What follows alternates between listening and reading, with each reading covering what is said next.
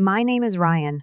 For most of my life, I was the one people called the stable one, the dependable son, the calm cousin, the guy who always showed up. I didn't mind it until the day I checked my bank account and saw over $18,000 missing. Not stolen by a hacker, not lost to some scam, but taken by my own sister and her husband. It happened right after our annual family dinner at our parents' place in Portland. That night had felt weird from the start. Chloe, my sister, was unusually bubbly. Her husband, Marcus, had that smug smile on his face, the one he wears when he thinks he's gotten away with something. After dinner, while everyone was sitting around finishing their pie and coffee, I stepped into the hallway and refreshed my bank app. Once, twice, 3 times. The number didn't change $24.87. Yesterday, it had been more than $18,000. My emergency fund, the one I had built from years of skipping vacations, side gigs, and late-night freelance jobs, gone. I walked back into the living room, cold all over. Chloe was laughing at something on the TV. Marcus leaned against the doorway, holding a beer like he lived there. I stared at them and asked, "Where's my money?" Chloe didn't even look surprised. She sipped her wine and said, "Ryan, don't be dramatic. We needed help. You're doing fine. You always help," Marcus added with a chuckle. "It's not like we stole it, man. Just borrowed it. We'll pay you back eventually." I looked over at my mom, Helen, who sat knitting like this was all perfectly normal. My father, Gerald, didn't even look up from his tablet. "Mom," I said. She sighed. "Sweetheart, you have no mortgage, no children. You've always had it easy. Chloe and Marcus are raising 2 kids. They're drowning in bills. It's only fair. I didn't yell. I didn't throw anything. I just stood there trying to remember when I stopped being their son and became their safety net." No one said sorry. No one even flinched. I picked up my coat and bag. "You're leaving already?" Dad asked without even glancing up. "Yeah," I said, zipping my coat. "But don't worry, I'll be in touch." "Don't be like that," Chloe said, rolling her eyes. "We needed it more than you. That's just facts." I paused at the door and looked her dead in the eye. "Then you won't mind what's coming next." They laughed. But outside, something had already shifted. Outside, the air was damp with that steady Oregon drizzle. I sat in my car, heart pounding, hands shaking on the steering wheel. I didn't drive away. I couldn't not yet. I wasn't angry, not in the yelling, smashing things sense. I was gutted, hollowed out, not just from losing the money, but from what that loss revealed. I wasn't family, not in the way it should matter. I was a resource, a walking safety net. My phone buzzed. A message from my cousin Zoe. I heard what happened. "I'm so sorry." That wasn't right. Zoe had been at dinner too.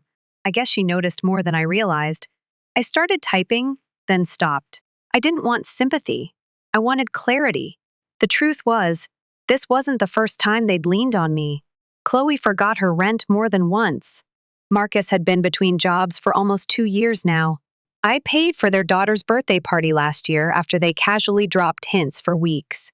Then there was that emergency vet bill, the credit card payoff, even the groceries when Mom said things were tight.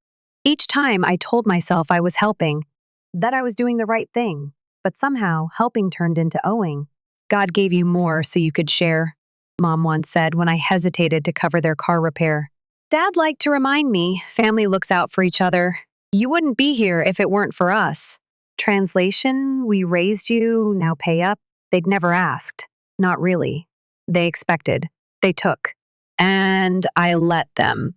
Until now. 3 days passed before Chloe finally called. I let it ring. She called again. Then Marcus. Then a string of texts. "Chloe, Ryan, can you please just talk to me?" "Marcus, she's freaking out. Power company saying they'll shut us off. Call her." On the 5th call, I picked up. Her voice was shaky, almost like she was trying to sound remorseful, but still defensive underneath. "Ryan, we have a problem." "Oh, we do?" I said flatly. She rushed on. "They're going to shut the power off Monday. We're months behind. You thought I'd bail you out. Again. It's not like that. Some of the money went to help Mom and Dad too. Dad's car don't," I cut her off. "You didn't ask because you knew I'd say no." Silence. "You always help," she whispered. "That's what you do. That's who you are." No, Chloe, I said.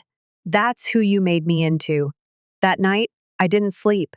I stared at the ceiling and replayed 5 years of slowly dying inside. The birthdays I missed to work overtime, the vacations I canceled, the therapy I never started because they always needed something more urgent. They didn't love me. They used me. And worse, they felt entitled to it. They needed to know that something had changed. And I needed to stop being the one they could bleed dry without a second thought. 3 days later, Helen called. We need to talk, she said, skipping past pleasantries, as if that would soften what came next. No apology. No mention of the money. We're having a family dinner tonight, just us. Come over around 6. It wasn't an invitation, it was a summons. Part of me wanted to hang up, but a darker part needed to hear what lies they'd come up with. When I walked in, the house looked untouched by consequence. The same beige walls, the same stale smell of old candles and microwave dinners. Chloe was already there, arms crossed like a brat caught skipping school. Marcus sat beside her, chewing gum like he didn't have a care in the world. Helen was in the kitchen. Rattling dishes like that made her busy. Gerald didn't even look up from the bills he pretended to read. Glad you came, Gerald muttered. Did I have a choice? I asked, dropping my keys on the counter. Chloe sighed dramatically. Ryan, come on. Are we really doing this? I raised an eyebrow. Doing what? Holding you accountable? Oh my God, Marcus groaned. This again? You emptied my account, I snapped. That wasn't a favor. That was theft. Helen peeked her head out from the kitchen. Sweetheart, don't say that. We're family. No, I said, stepping forward. Family asks, family respects. You didn't ask. You helped yourselves. Gerald chimed in, his voice low and patronizing. You've always been the reliable one, Ryan. The one we could count on. We thought you'd understand. You thought I'd stay quiet, I corrected. Chloe scoffed. So what? You're gonna call the cops? Over money you weren't even using? My breath caught. They still didn't get it. It wasn't just money, I said. It was trust. It was years of putting you first, of skipping what I needed so you could live easier. Marcus rolled his eyes. You make it sound like we stole your soul. I leaned forward, voice low and sharp. You kinda did. Silence. Then I reached into my bag, pulled out the printed spreadsheet I'd compiled. Color-coded, itemized, time-stamped. I slapped it on the table. Chloe's face paled. Marcus stiffened. I tracked every charge, every transfer, every dollar. Not just from last week, but for the past 5 years. You kept receipts? Chloe barked, half laughing. That's insane. No, I said. What's insane is how long it took me to finally stand up for myself. I pulled out my phone and opened a folder. Fraud report's been filed. Banks already flagged the transactions. Helen gasped. You didn't. I did. And unless I see the money returned in full by the end of the month, this won't just be a spreadsheet. It'll be a courtroom exhibit. Gerald stood up, face red. You'd really do that to your own family? I looked him straight in the eye. You already did it to me. The knock on the front door came 3 days later. Not the kind of knock that says neighbor with a pie. This one was heavy. Official. Boom, boom, boom, boom, boom. Marcus peeked out the window, then went pale. You've got to be kidding, he hissed. Chloe rushed to the door. Don't open it. I didn't have to.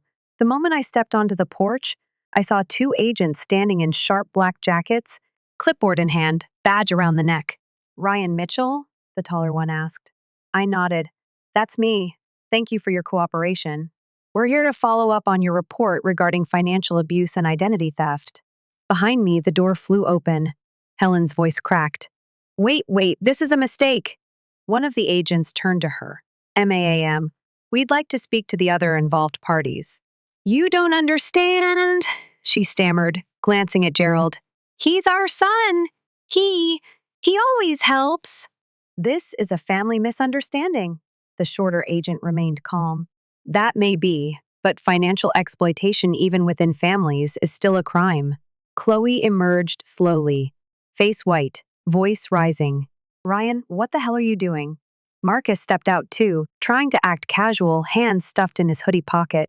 This is overboard, man. You said you wanted the money back. This is insane. No, I said. my voice steady. What's insane is how long I let you all treat me like a walking debit card. An agent gestured toward the living room. We'll need a moment with everyone inside. Do you have a warrant? Gerald barked. The agent held it up. Right here. Marcus looked ready to bolt, but thought better of it. I stayed outside.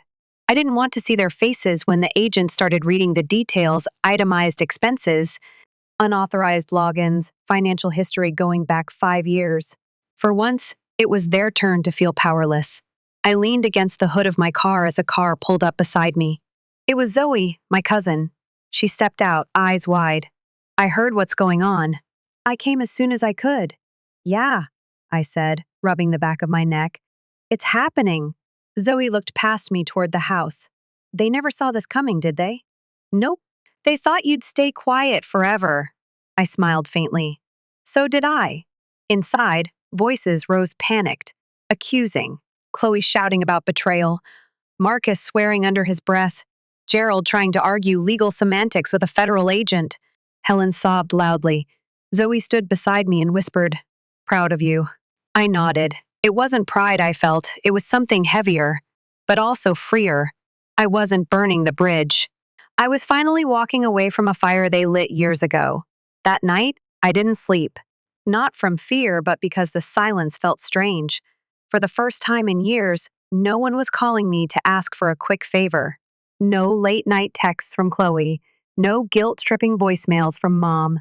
Just my apartment quiet, still, mine. I sat at the kitchen table, sipping coffee I didn't need, watching the inbox on my laptop fill up like floodwater creeping under a door.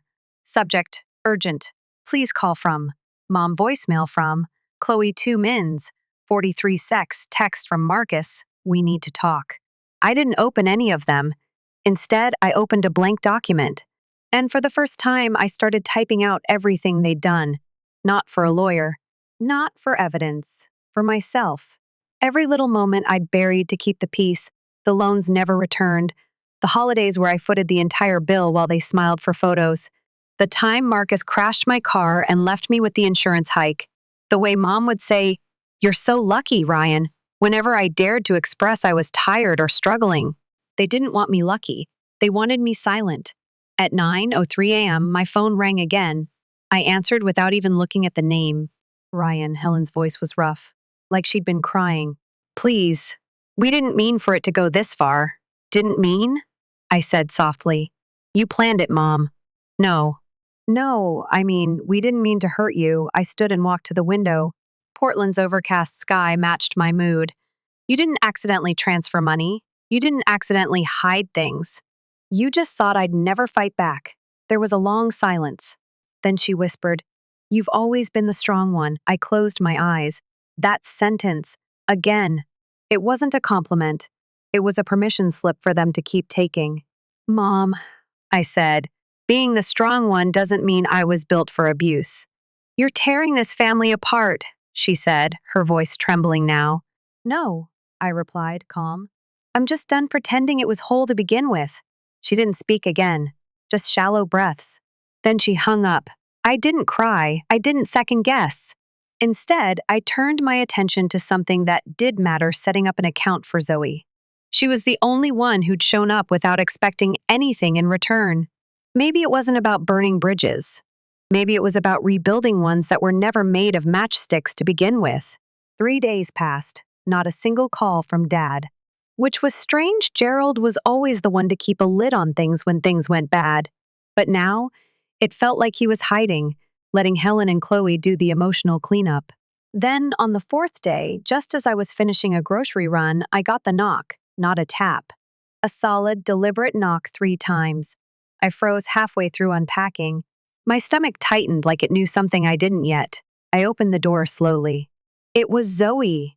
Her dark curls were tied up messily, and she held a reusable grocery bag filled with what looked like fresh muffins. Before you slam the door, she said, holding the bag up. These have dark chocolate chips. Your favorite, right? I raised a brow. You brought muffins? She exhaled. Yeah. And also, I wanted to talk. You're not answering anyone, and I figured I had the best odds. I stepped aside wordlessly. She entered like she'd been here 100 times. I didn't come to defend them, she said quickly. I came to say I see it now. I see what they've done. And I think they're just mad because you finally turned on the lights.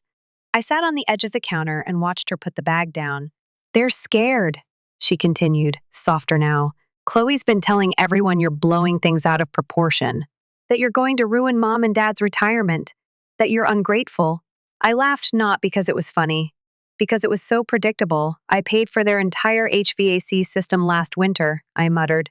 But sure, I'm the villain now, she nodded. I know, and that's why I'm here. I've been complicit. All these years I laughed along, stayed quiet, let you carry the weight. But I'm not doing that anymore. Her eyes locked onto mine. I want to help, whatever that means. And I believed her. Maybe because she showed up with muffins instead of excuses. Maybe because she wasn't crying or begging or blaming the economy, just there, present, sincere. You know they're not going to stop, right? I asked. They're going to twist this into a family feud. Play the sympathy card to anyone who listens. I know, she said. But you're not alone in this anymore. That night we stayed up talking, not just about the fraud or the drama, but about everything before it. The way our family ran like a business disguised as a household, how survival meant staying quiet, how being good meant being useful. We shared memories we'd buried, laughed at the absurdity, cried a little too. And somewhere around midnight, I realized maybe the healing wasn't going to come from seeing them punished. Maybe it would come from finally being seen by someone who never had a reason to look away. The next morning, I received a message from my lawyer. Investigation is moving forward. Based on the bank records and internal transfers, we can proceed with a civil suit. You ready? I stared at the screen. Not because I had doubts those were gone, but because for the first time in my life, I was choosing me. Fully, loudly, without apology. I typed back yes. Let's move forward.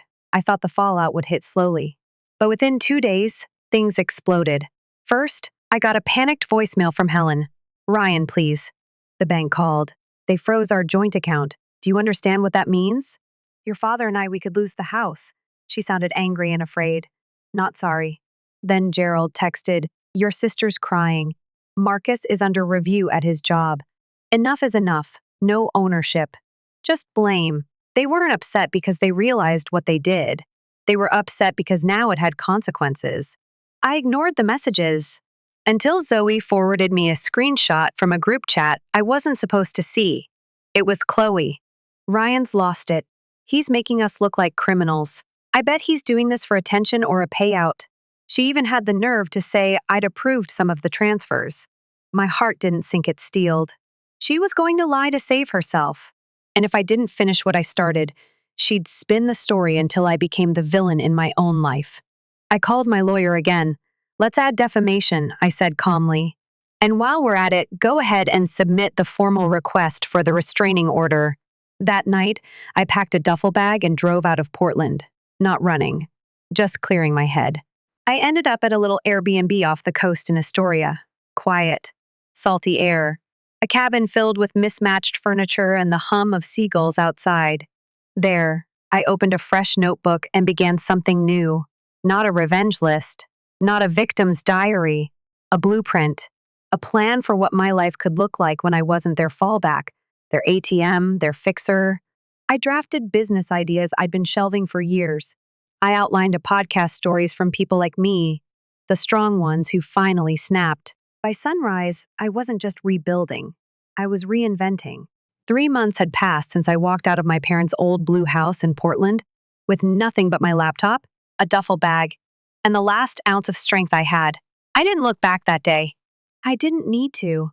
The sound of the door closing behind me had been enough to say everything I couldn't. Since then, the silence in my life had grown into something beautiful.